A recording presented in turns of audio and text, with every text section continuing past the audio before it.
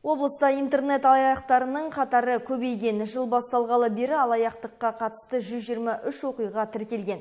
Бұл өткен жылмен салыстырғанда 1,5 есе көп. Ал керісінше қылмыстық құқық бұзушылардың саны 23%-ға төмендеді. Қасақана адам өлтіру оқиғаға, ал ұрлық 49,7%-ға азайған. Бүгінде қылмыстың ашылуын жеделдетуге мүмкіндік беретін қылмыстық құқық бұзушылықтар картасы жұмыс істеп тұр. Мамандардың айтуынша, бұл қосымшаның құқық қорғау органдарының қызметкерлеріне көмегі көп. Сондай-ақ кез келген азамат қосымшаны электронды сайт арқылы қолдана алады. Яғни қылмыстың жасалған күні мен уақыты, қылмыскердің мекен-жайы мен қылмыстың қалай сараланғанын көруге мүмкіндік бар. Карта құқықтық қорғау органдарының қызметкерлеріне көмектесіп қана қоймайды, оны кез келген азамат интернет қамқор gov.kz электрондық сайт арқылы қолдана алады. Сонымен бірге танымал Крыша.kz сайтына картаға сілтеме қосылды.